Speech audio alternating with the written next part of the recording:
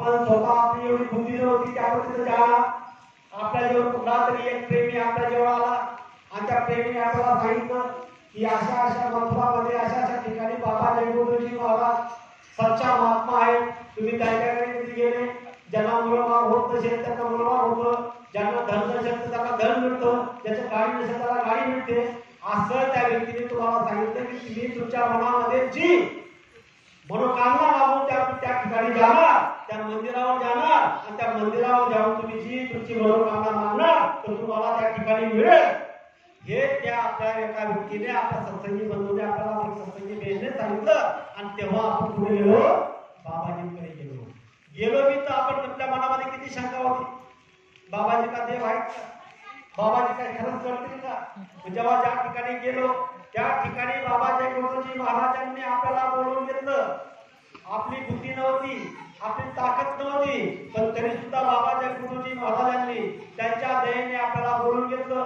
ज्या वेळेस गुरु महाराजांच्या समोर आम्ही उभे राहिलो, नामदान देण्याच्या अगोदर गुरु महाराजांनी काय केलं, आपल्याकडे दृष्टीने पाहिलं.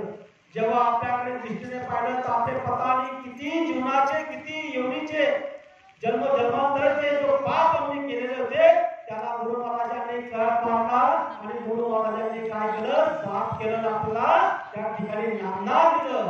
ज्या दिवशी गुरु महाराजांनी नामदान दिलं त्या दिवशी गुरु महाराजांनी सांगितलं, बच्चा मैं जिस समय में नामदान देता हूँ उसी समय मैं तुम्हारे अंशम हो जाता हूँ. तुम्ही विचार करा बाबाजी माझ्या अंशम येतात कसे आहे, विचारला असतं तर बाबाजी बोलले की बाबाजी स्पष्ट रूप मध्ये सत्संग आहे का शुद्ध शाकाहारी पत्रिका वाचा. बाबाजी ने सांगितले की मैं जिस समय आपको नाम का दान देता हूँ उसी समय मैं आपके अंश हो जाता हूँ. तो अंश कैसे होगा तो पुढे आएगा शब्द स्वरूपी संत रहेगा, कभी ना होते तू धीरज रखियो चित्त में दिखेगा सतनूर. सतनूर किंवा दिसेल तुम्हाला. बाबाजींनी त्या दिवशी सांगितलं की मी तुमच्या अंशाने शब्द स्वरूपी. शब्द स्वरूपी म्हणजे काय, जे गुरु महाराजांनी तुम्हाला नामदान दिलं, एक जयगुरु नाम बरोबर पण नाम दिला आणि दुरात्मा 5 नाम दिले. 5 नाम तुम्हाला जेव्हा बाबाजींनी दिले त्यांचे रूप दिले, त्यांच्या आवाज दिला, त्यांचे स्थान दिले. ज्यावेळेस तुम्हाला बाबाजींनी नामदान दिलं त्यावेळेस आम्ही एक काम केलं आपल्यासाठी. बाबाजींनी काय केलं, आपली जीवात्माची डोक ईश्वर भगवान केवळ होती, जो मृत्यूलोकाचा राजा आहे, ज्याच्या इशाऱ्यावर सर्व सृष्टी चालते, त्याच्या अंडरमध्ये आद्यामाशक्ती, त्याच्या अंडरमध्ये ब्रह्मा विष्णू महेश, त्यांच्या अंडरमध्ये 10 करोड दुर्गा, 9 करोड दुर्गा, 10 करोड शंभू और इतर एवढी या ठिकाणी सगळी मायाचा हा पसारा आणि या पसाऱ्यामधून गुरु महाराजांनी आपल्याला नामदान दिलं आणि ईश्वर भगवान पासून आपली जीवात्माची डोक त्यांच्या हातात घेतली.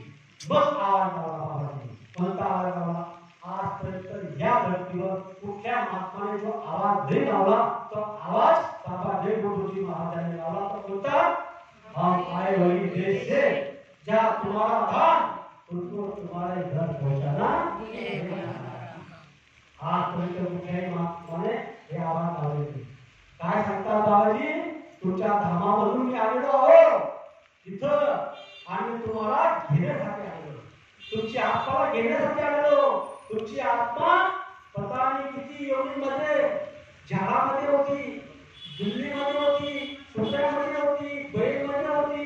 जे तुमच्या या दोन्ही डोळ्याने जे जे दिसतंय कसे 84 योनी, या सगळ्या योनींमध्ये तिने जन्म घेतला, तिचा गोता काढला आणि ती सजा भोगवते कर्माच्या बंधनामध्ये.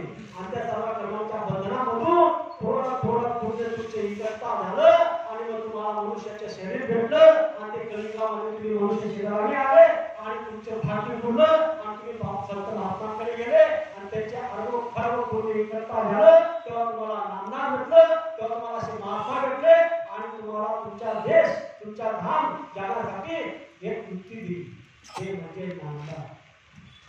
देश और दुनियामधला जेवढे मृत्यूरोगामध्ये जेवढे साप सापडते सर्व मृत्यूरोग तुम्ही देऊन दिला आणि संत महात्माला सांगितलं की मला एक नाम द्या, मला नामदान द्या, तरी एक नाम नाही. आता बेस किती चीज बाबा हे गुरुजी महाराज होते. विचार करा